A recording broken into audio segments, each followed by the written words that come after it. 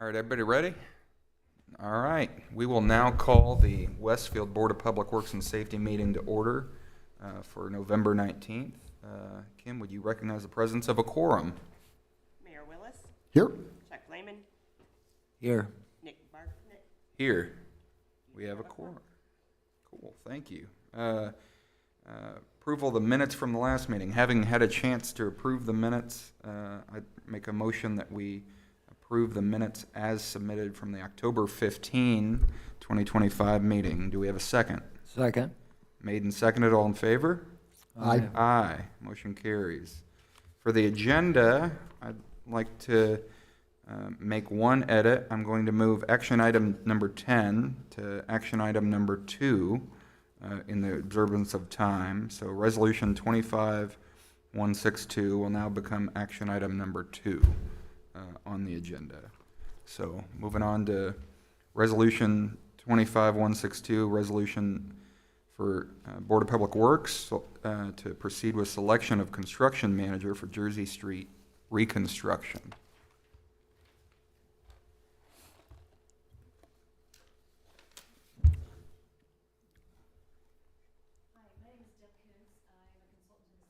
Westfield under Economic Development, and happy today to present on behalf of the evaluation team for the construction manager as constructor related to the Jersey Street project. So we've been working with Director of Public Works, obviously John Nail, Director Fairman, as well as Director McConnell, who is here, to ensure that this is a coordinated effort amongst the departments of the city. With that, this is a resolution asking you to allow the city to move into a contract with the construction manager as constructor who has achieved the highest and best value to the city based on the statutory process known as CMC, or construction manager as constructor.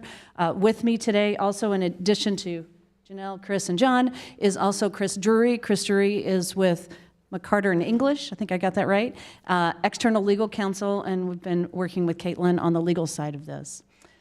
In terms of, if we want to go to the presentation, yeah, thanks. Great. So some of you might be asking, well, why CMC? Why do this? Construction manager as constructor really allows us, the city, the opportunity to bring a construction partner on board early. It allows them to get a better look and tighter on cost, as well as on what's happening with the logistics.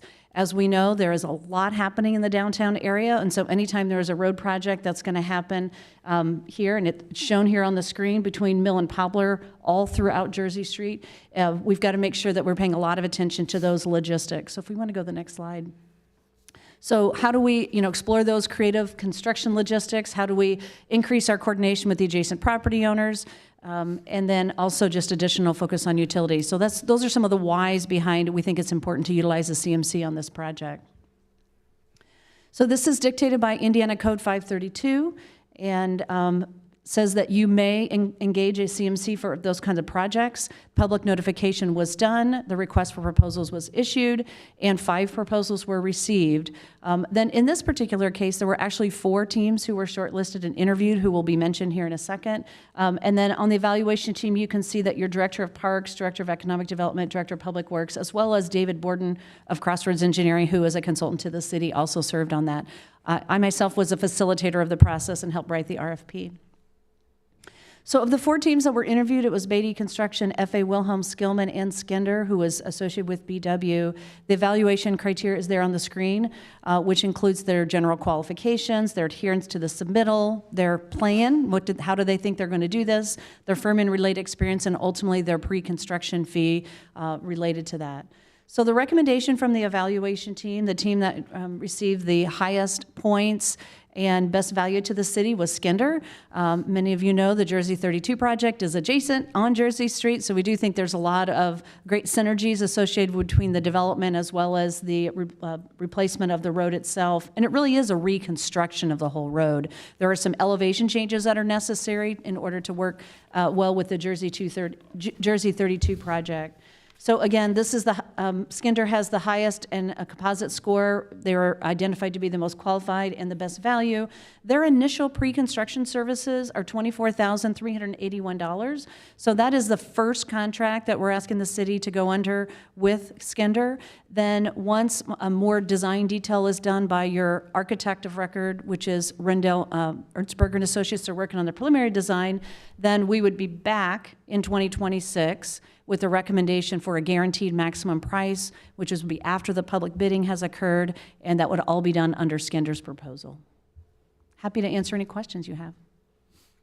Perfect, thank you so much. So to confirm, this initial fee is really just the diligence period to get to the full amount so that we can get the GMP underway and everything else together. Due diligence is a great way to describe it. It's estimating, it's construction logistics, scheduling, coordinating with utilities. It's absolutely all those things in preparation for the architect to finish their documents and be ready for bidding, and then a guaranteed maximum price will be set. And is it just another section of the code that is different from this, from a BOT? Is that It is yeah, it's a totally different section. There are many ways to provide or deliver construction services under Indiana statute, and this is one of them. Perfect, but it's the similar concept, it looks like. It's a great question. They're similar in that they both provide a guaranteed maximum price, and so from that perspective, obviously the city gets protections. What's a little bit different is on build, operate, transfer, the design team and the construction team are on the same team together, and they're actually being acting as the developer. In this particular case, you have a contract with Rendell, Ernstberger and Associates. You have a contract with the CMC as the city, and then they work with each other in a dotted line scenario. Cool, that makes sense. Thank you so much. You're welcome. John, what's the calendar on this? Well, part of the due diligence period is putting together that schedule. Like all of our projects, it's dependent on utility relocation work. We've already done some initial coordination with those utilities. We are trying to do this construction simultaneously with the Grand on Main project, obviously to kind of procure some of those efficiencies that Deb talked about. Probably all in 26, though. Well, yeah, I mean, hopefully we're starting some of that work, but I think realistically with utility relocation schedule, we're looking at 27.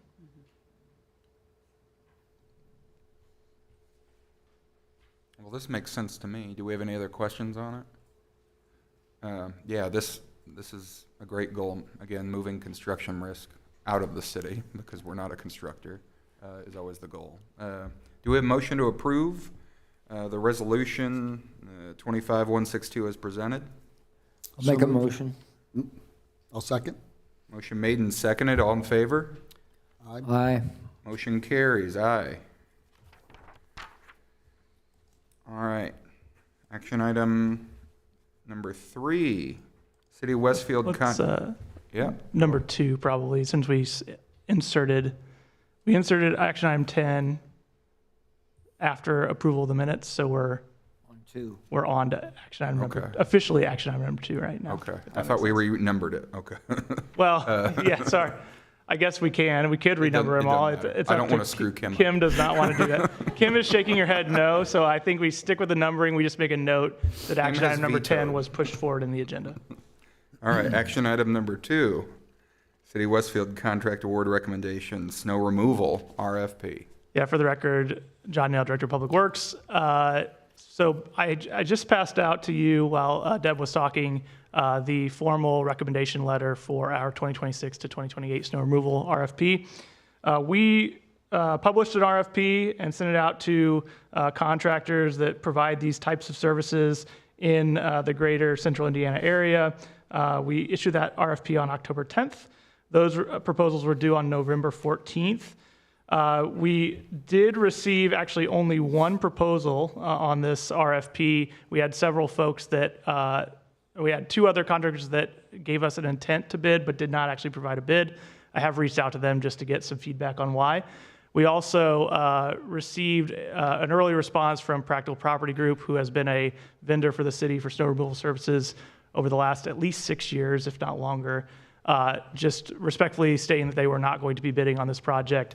I can give you some reasons if you're curious as to why, they stated them in an email. But the point of this recommendation letter is that our RFP scoring committee received this response. The one response we received was from H&N Outdoor Services. H&N is a company that did our north zone snow removal for the last 3 years. They did a very good job on that work. They also provide additional services for right-of-way maintenance in the city, amongst other things. Really good working relationship with H&N. They've done a great job over the last 3 years. And based on their proposal, they have demonstrated that they do have the capacity to do the entire city, both North Zone and South Zone, for the next 3 years. As such, our staff is recommending the formal award by the Board of Public Works to H&N Outdoor Services for the snow removal RFP. And we're also requesting with that motion and signing authority to me to execute and negotiate the formal goods and services contract with H&N. The reason for the signing authority is really the current contract ends November 30th, so we're going to be working to negotiate that contract and get it signed prior to December 1st when we would start the terms of service. So I'll stop there. Happy to answer any questions that you may have on this RFP. Thank you. Sorry in advance, I'm going to ask a couple more questions because we just got one submission, so I just want to make sure I understand it. So the current vendor, remind me of their name? H&N Outdoor Services has done for the last 3 years the North Zone. So we split the city up north and south, and then Practical Property Group did the South Zone. Okay, so we've got a good track record with this group already. Correct. And then because we only got one submission, does this fall in line with the per mile rate of service that we've got typically anyway? It is more expensive than we've had in the past, but that is to be expected with Everything costs in the going world up. is. We reviewed it in depth, and we do feel like it's in line. I have talked with H&N briefly earlier today, just to be aware that the RFP does give us the ability to continue negotiations in the contract, and there are some terms that I think we can negotiate further to get a little bit better price. But overall, I feel comfortable with the pricing they provided. I think there's a couple opportunities for lowering some costs here and there, but we do feel like it's a good market rate, correct.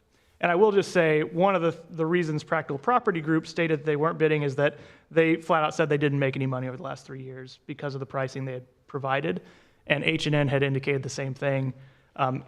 Candidly, H&N, when they bid on this in the 2022 RFP, they were a new company, and so we didn't feel like they had the capacity necessarily to do the full citywide sections that we wanted.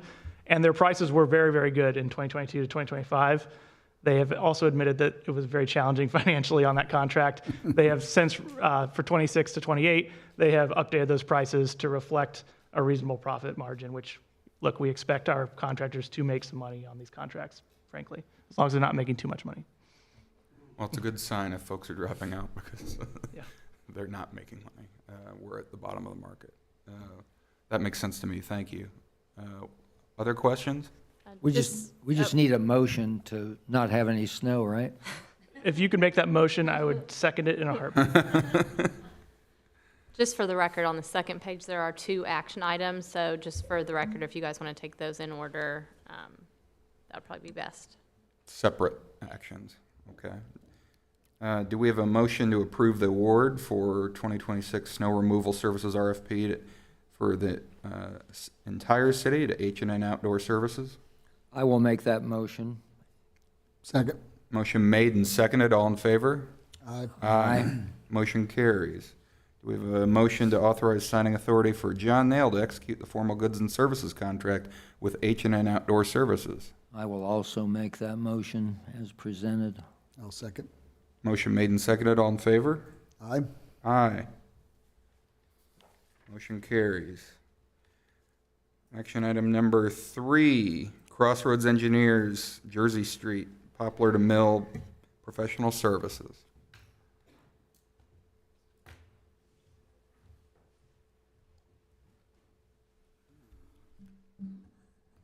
Good afternoon. I'm Janelle Fairman, Director of Economic Development. This is a professional services agreement with a group called Crossroad Engineers to assist the city with owner's technical representation services on the Jersey Street project, which was just presented for the CMC contract that you just approved earlier. The purpose of us bringing Crossroad Engineers under this project is to help oversee the engineering processes and really the selections to make sure that we're matching quality and materials and simplifying our utility coordination processes between this project and the adjacent project on Park Street that's being managed through the Parks Department. The Economic Development Department is taking on this early role of helping to fund these projects because they do work hand in hand with the Economic Development project that's occurring at the Jersey Street, the Grand project being handled by Skender and BW Construction, which we've approved through the Redevelopment Commission and the City Council. So again, this is just preliminary owner's representation services to be covered under the Economic Development Department budget. Happy to answer any questions. No questions from me.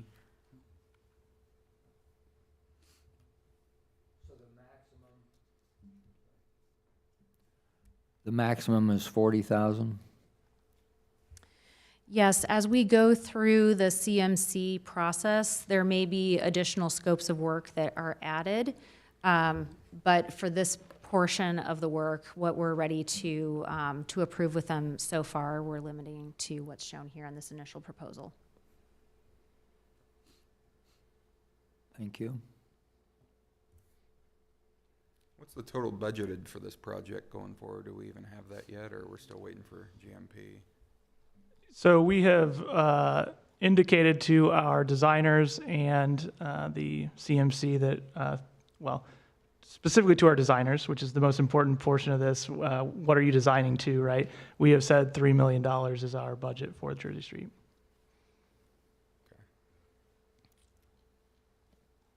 All right, makes sense to me. Do we have a motion to approve? So moved. Second? Motion made and seconded. All in favor? Aye. Aye. Thank you. Motion carries. Thank you. Signing, action item number 4, signing authority for Grand Park Boulevard and Tournament Trail Signal. Yeah, John Nail again. We are wrapping up final design on a signal, traffic signal at Grand Park Boulevard and Tournament Trail. We expect that, in fact, so just a little background, when you do a signal project, the longest lead time item is the signal poles themselves. It can be 16 to 20 weeks even before you can procure signal poles. So we have actually already ordered those in advance, but we believe this project is in the threshold that we can do an RFQ, request for quotes, and we intend to do an RFQ directly to signal installation contractors for this work. And as such, rather than waiting for an additional Board of Public Works meeting, once we get those quotes back in, I'm asking for signing authority not to exceed $300,000, which is the statutory maximum for RFQs, to go ahead and select that low quote, low responsive quoter, and get the work started on this much needed improvement. So that's the gist of this action item. Any questions? And just curious from me, other than it being obviously way cheaper than a roundabout, how do you review whether to put that in or upgrade?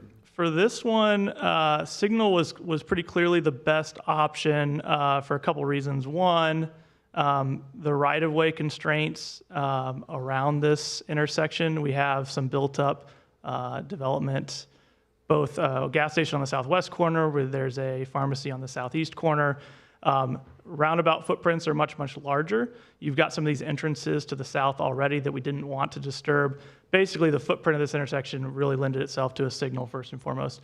Secondly, it's pretty important with how close the intersection is to State Road 32, that signals that communicate with each other and can move traffic efficiently that way is a pretty good option. And then additionally, we've done something similar at Wheeler and Tournament Trail that I think has been pretty effective given the constraints of the spacing of Tournament Trail that we were kind of the hand we were dealt previously. So it was pretty clear to us Signal was the best option, much, much cheaper than a roundabout, certainly. We obviously prefer roundabouts in general in a vacuum, But in this particular case, with the footprint of the intersection, I think a signal is going to work really well. Thank you. It's probably, the data shows, I think this has been a bit of an accident spot. So I would say the intersection north of here at 181st and Grand Park Boulevard has a pretty significant accident history over the last 2 years, much higher than we would have expected. This particular intersection hasn't seen that. I think the main reason, it's not to say there haven't been any accidents here, but the history is a little bit more favorable than 181st and Grand Park Boulevard. I think mainly because speeds are lower. At this intersection, you can't really get up to speed like you can further north, and therefore there may be some close calls, but folks are going slow enough that they're able to avoid accidents. Regardless, intersection improvements much needed, and we're excited to get it done. Yeah, the signals worked well at Wheeler, so should work out well, yeah. I agree. Perfect. Do we have a motion to approve? Yeah, I'll make a motion that we give signing authority for the Grand Park Boulevard and Tournament Trail signal. I'll second. Motion made and seconded. All in favor? Aye. Aye. Motion carries. Signing authority, action item number 5, signing authority for 151st and American Lotus Drive, raised crosswalk. Heard about this at my HOA meeting. It's been a hot topic. For the record, Michael Pierce, city engineer. John's going to the intersection now, but 151st and American Lotus is an intersection we've had several complaints on, primarily due to pedestrian safety and speeding through that intersection. Our engineering team has taken a look at that. We've heard the concerns. We feel like the best way to address the speeding and the pedestrian safety through there is to install a raised crosswalk similar to what you see in a lot of the roundabouts in Carmel. They have the almost like a speed table, but it's a different color concrete. It draws attention to the pedestrian crossing, controls speeds through that intersection. So we've solicited quotes to install that. Engineer's estimate on that was about $170,000, which does sound high kind of at an initial glance, but we did check kind of with Carmel on what they typically see on a cost per install basis, and this was very much in line with what they saw. So we felt comfortable with that quote. Midwest actually was the lowest quoter on that. We got quotes on Monday, and so they've done a lot of work for us. We feel comfortable with them. So this just grants the signing authority to John to sign that contract once it's drawn up. So this would be located on the east side of the intersection here. Just the east side, Just the so east not side the of it, westbound correct, traffic yeah, either? Correct. Okay. So we would direct all the crossings into that specific area on there. Okay. Makes sense. Yeah, that's a busy intersection. I think it's a great idea. I was a little bit taken back by the cost, but it is what it is. Yeah, I agree. I think it exceeded what we kind of expected, but knowing that that's typically kind of what you see for that type of work based on what we've seen in Carmel, we feel comfortable.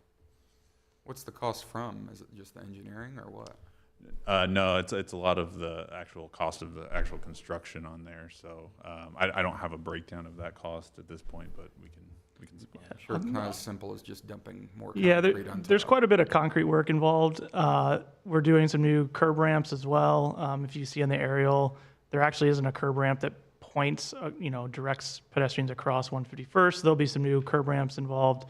And then it's just really detailed handwork more than anything. You see unit prices from contractors. When you can, lay thousands of tons of asphalt down, there's efficiencies of scale there, right? When you're doing a small project, the unit costs just increase because it's just a lot of handwork involved. Fortunately, Carmel this summer did a pretty substantial retrofit raised crosswalk project, mainly on Town Road. Town Road was closed for a couple months. That was to put in raised crosswalks at some of the roundabouts on Town Road. So we had really new bid data that they shared with us to make sure that these costs were in line with what we should expect the market to give us. And thanks to Carmel for sharing that information. In that light, do we have an idea to plan them in bulk going forward where they're needed, or are they even needed that much? I'll jump in and then Michael can add some comment there. I will say, like, if you pre-plan them when you're doing a roundabout project, it would be less expensive. Retrofitting them is where it gets a little more costly. I know we've talked as an engineering staff about this, and I think this particular location is a good starting point to see how it works, and then we can make a decision from there. But Michael, feel free to Yeah, add. I was also just going to add that there is some new FHWA guidance that on multi-lane roundabouts, you either have to have the RRFB signals, like what we did at 161st and Spring Mill, or the raised crosswalks on there. And so we're evaluating probably based on, it's probably going to be a case-by-case scenario based on where the roundabouts are kind of going forward, whether these make more sense or the RRFBs. So we definitely could see these in other locations. Cool. Well, when it's done, we'll see if I can ramp my car on it. High traffic area. We'll see if it works here. All right, do we have a motion to approve? So moved. Second. Made and seconded, all in favor? Aye. Aye, motion carries. Thank you, Michael. Action item 6, Rundle Ernstberger and Associates, Jersey Street Preliminary Design Professional Services. Yeah, Janelle, do you want to do this one? I think your name's on it, but I can tap dance too if you need me to. Janelle Fairman again. This is connected to the Crossroad Engineers contract that we just talked through briefly just a couple action items ago, associated with the preliminary phase of engineering for Rundell Ernstberger, the same designer for Park Street, to design the Jersey Street streetscape. This is just for preliminary design services. When we are ready to move forward with final design, there will be a different form of contract that comes before you. Chris Drury from McCarter and English is working with Deb Kuntz, who had presented on the CMC project, to make sure that the terms of that final design contract are in alignment with the contract that will be executed for the CMC, to make sure that all of our risks are covered from a city perspective. So again, this is just for the preliminary engineering, and we're using economic development funds for that work. So different from a BOT, sorry to interrupt, different from a BOT, where, if I remember right, a design contract would be under that GMP. This Correct. is separate because it's CMC. Yes. Got Yep, it'll be separate. So the contractor works directly for the owner, the designer will be working directly for the owner, and the CMC will be bidding out the project as like a public bid process, which is slightly different than through a BOT. On a BOT, the public bid is the BOT contract. On a CMC, you select that contractor, and then they bid out every contract, subcontract from there. Thank you. Mm-hmm. I cut you off. No, that's fine. Happy to answer any questions that you all have. This is the last of the contracts I'm bringing today for that project. Other questions? Do we have a motion to approve? So moved. I'll second. Motion made and seconded, all in favor? Aye. Aye. Motion carries. Thank you, Janelle. Action item number 7, Jersey 32 LLC in Westfield, right-of-way agreement. Welcome back. Guess I should have just seen it here. Sorry, I didn't realize that one's the next one. Okay, so this is a right of entry agreement for the adjacent project, the Grand. There are 2 parcels that are currently owned by the city of Westfield, which have properties on them that need to be demolished in order for development of the project here at the Grand to proceed. One of the parcels over to the right is 204 Jersey. That is the entry location for the future parking garage that is part of the Grand project. And then the other parcel is part of the, it's at the southwest corner. There is some future development that could happen there that's being coordinated between the RDC and the CDC and the developer. But this entire area, not including the single residential parcel that's along State Road 32, will all be demolished by the developer, Skender, and the rest of the parcels that are shown there are all owned by the Community Development Corporation or by the developer themselves. So this is just a right of entry for them to come in and do the demo of everything all at once. Oh, so it's just, closely held, it's not even something that we're getting with just a neighbor, right? Correct. Yeah, we own it all, and there's no cost to the city. We're just allowing them access to start demolishing. Correct. And yeah, again, there are only 2 parcels here because the various other parcels are under different ownership. Okay, makes sense to me. Do we have a motion to approve? So moved? Second? Second. Motion made and seconded on, all in favor? Aye. Aye. Aye. Motion carries. Thank you. City, action item number 8, City of Westfield, personnel policies, procedures, and benefits. Hello, Brady Laux, Director of HR, here presenting the 2026 Policy Manual. Just so you know, we did a huge overhaul last year, so there's not much this year. Last year, we really worked with new administration as well as the leadership team. We also had a Policy and Benefits Committee at the time that we really helped steer the changes for 2025. So with this year, not many changes, but the first one you'll see is in Section 2.07. It is the drug and alcohol-free workplace section. This was really changed in a couple different areas, specifically with public safety for police and fire sworn officers. We are going to allow an oral swab to be part of that analysis for the drug testing portion. We also identified 4 main areas for post-accident testing when it comes to a drug or alcohol test. That includes fatalities, receiving a moving citation, bodily injury to a person that receives medical treatment away from the scene, and then 1 or more vehicles that receive damage significant enough to be towed away from the scene. So that's the update, the main highlights of the update for the drug and alcohol policy. Of course, 4.13, the 2026 holiday schedule is obviously changing, new dates. Holidays are remaining the same, but just had to update the new dates. 5.01 really has to do with longevity. So historically, longevity was given to police and fire. At one point, fire kind of rolled that into their base salaries some years back. So it was only given to police. However, the union had really fought to get that back. And so there was a good game plan between police and fire to include longevity in a new and different way. So that section has been updated for 2026. It's going to be based off of a percentage off of their pension. And of course, on their anniversary date, they will receive that annual update for longevity. The other section that we updated was 7.02. This has to do with military leave. So formerly, anything in excess of 120 hours, the city would no longer pay. We have expanded that to 360 hours for 2026. Employees are also, those that are on military leave can still request to use their benefit time. Nothing changed there if they do want to use their PTO to still get paid on some instances. But since they're being paid by the military, there does have to be a guideline there from the city. 7.04, we had under the bereavement leave policy, we did add pregnancy loss as one of the areas for bereavement.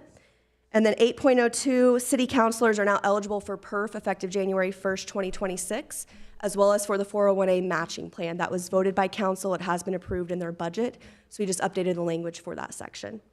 And then lastly, 8.06 is really the 77 fund contribution for sworn police and fire personnel that did update from 20.3% to 23.3%, and that is dictated by the NPERVs board. So with that, those are all of the policy updates. We did have some minor tweaks throughout, but no policy changes. It was just tweaks here and there from editing purposes. With that, I will take any questions.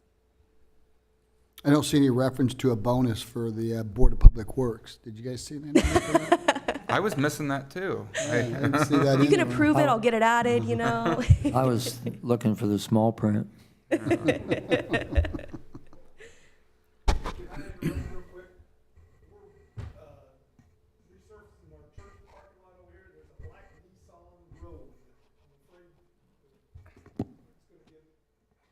We found him. It's, Thank you, thank you. color works together. Cover it up. I'm assuming we've reviewed it for legal requirements, and we're all checked off there? Yeah, the review for drug and alcohol policy was reviewed. Cool. Ad nauseum. Ad nauseum, yes. Yes, Mayor's favorite word, ad nauseum, yes. All right, this makes sense to me. Any other questions on this? I have a general question relating to 3 something about the city will pay for education. Yeah, the Tuitional and Educational Assistance Program. Yes, thank you. You're welcome. I was just towards the mayor, towards anyone. So what, it says there's a minimum of 3,000, but I don't see a maximum. Yeah, so within the maximum, there is some verbiage with the IRS guidelines, but if it's a minimum of 3,000 at the end of a certification or course program, then you would have to sign a form with HR to have on file. But the maximum would be the IRS guidelines, which I don't know what that is. That would be a clerk treasurer question. But it does have to be approved with budget and by that person's department head before they can ever even go to an educational course or certification if they're asking for it to be paid by the city. So that would be a conversation at that time. So it's not a blanket policy, it's just as the manager approves it. Correct. It's not, someone can't say, hey, I went here and I want the city to pay. It does have to have prior approval. Otherwise, they would be paid on their own. Thank you. And there is a payback policy as well. I don't know if you saw that too. So they do have to be here for 2 years in order to get that. I did, and not necessarily a huge concern, but I think that the city is being fairly liberal if we're going to pay for education and then, not the word only, but only get a 2-year return. It's not a lot to ask, yeah. Yeah, it's pretty standard for corporate America as well. For every year of education, you give back 2 years of time. So we try to align it with corporate America as much as we can. That was pretty much my question. Are we in line, compliant, we are. blah, blah? Yeah, and I that think- was actually a policy update that we made into 2025 for this year. So that was a change that we had this year, because formerly there wasn't any jurisdiction. You could quit the next day and there would be no, penalties with that. But now there is that in place. And we did do a lot of research and collaboration to figure out what was common standard and practice. So, yeah. Yeah, and I was just going to add, it's not a blanket. Anyone and everyone that wants to go get additional education is going to necessarily be permitted to be reimbursed. It is up to the department head, and really some conversations with that specific employee is really important in advance. Yeah, and the general guidance is it has to benefit the city of Westfield, right? We're not going to let you go back and get a nursing degree because we have no need for that unless you work for the fire department. Maybe there's value there, but the education they pursue has to provide a benefit to the city for that to be. Good, thank you for the, Yeah, and lastly, we typically advise directors as well, like for their high performers to be ones that they would allow to do something like that. It wouldn't just be for anyone, as Jonathan Nalen mentioned. All right, do we have a motion to approve? I will make a motion that we approve the 2026 personnel policies for next year. I'll second. Motion made and seconded, all in favor? Aye. Motion carries. Action item number 9, a resolution for Board of Public Works declaring certain personal property surplus and transferring to Westfield Police Department General Order. Officer Song Kang.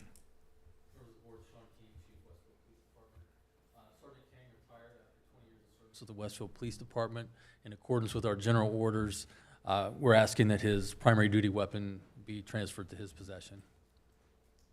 Happy to answer any questions. That's great. Congrats to Officer Sang on 20 years. That's a great service. Yeah. Do we have a motion to approve? So moved. Second. Motion made and seconded. All in favor? Aye. Aye. Motion carries. Thank you. Thank you. Now we've done 10 already, so on to the consent agenda. Having reviewed the consent agenda, I'd like to make a motion to approve the consent agenda as presented. I'll second it. Motion made and seconded. All in favor? Aye. Aye. Motion carries. Department reports. Fire.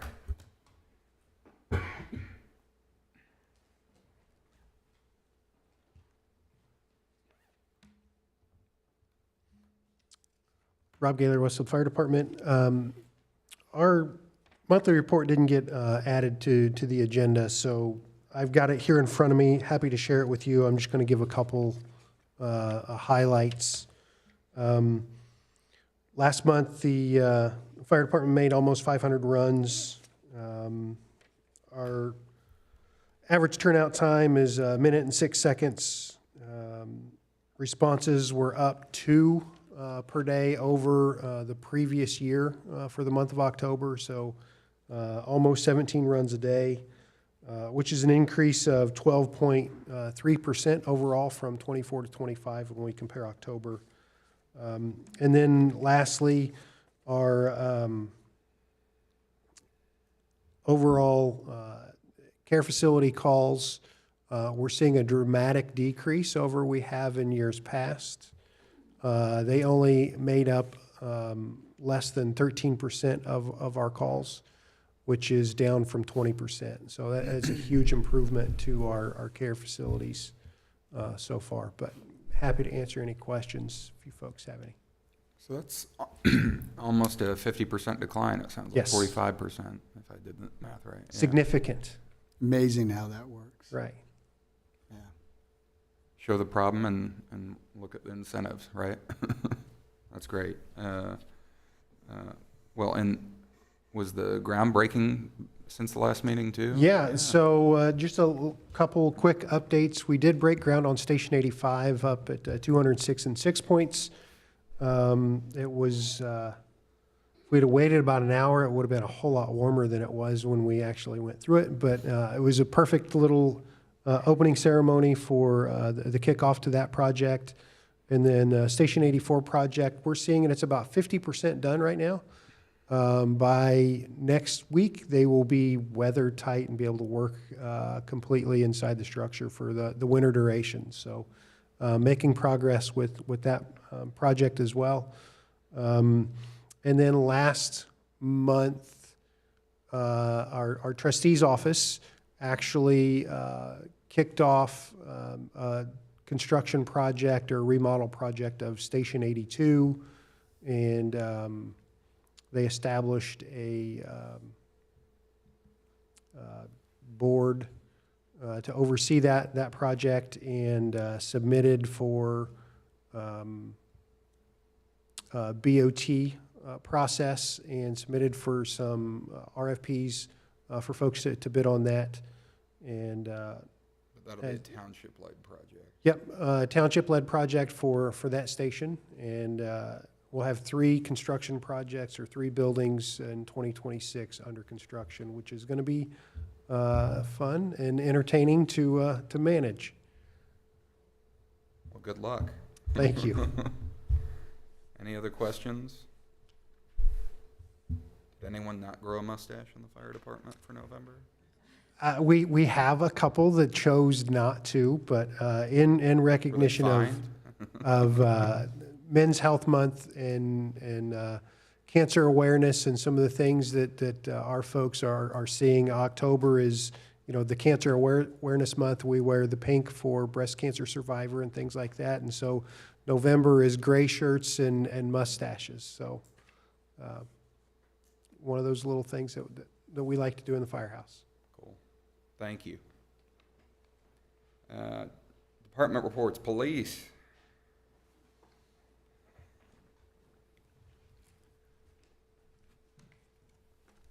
Members of the board, Sean Keane, Chief, Westfield Police Department. I'm happy to answer any questions about our report. I do have significant updates to provide you on our hiring and promotional process, as well as our building. So I'll start with the building. We did our groundbreaking last Wednesday.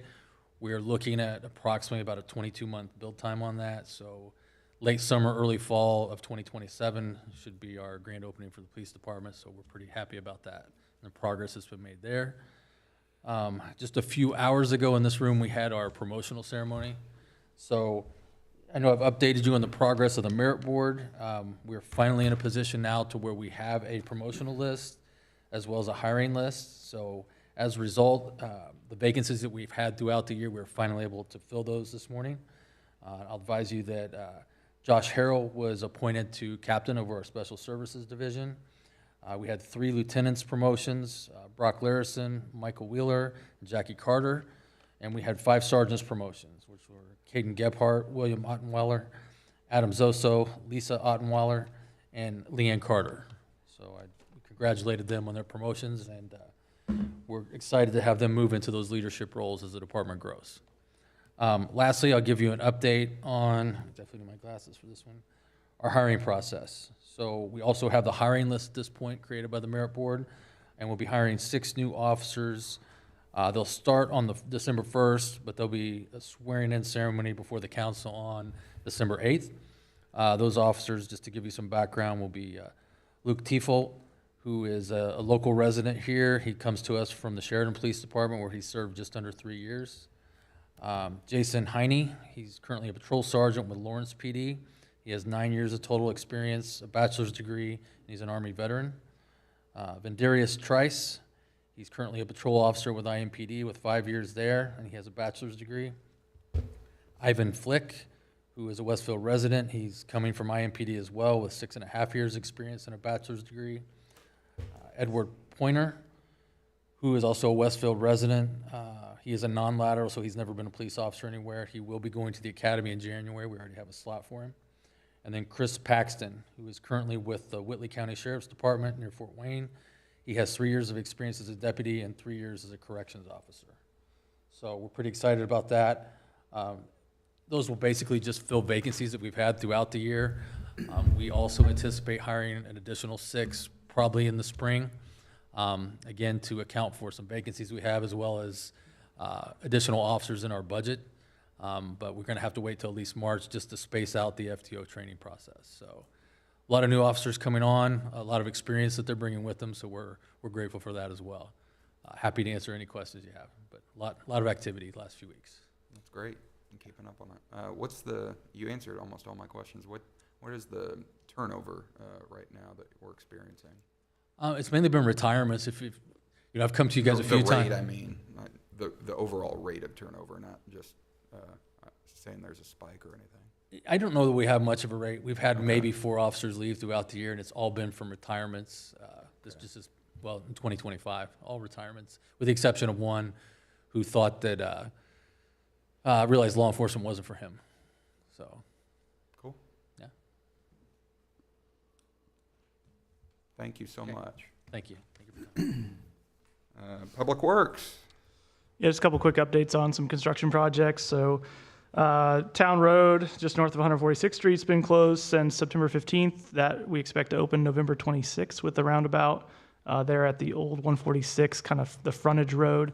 That's in anticipation of Lifetime Fitness as well as some other development at that intersection.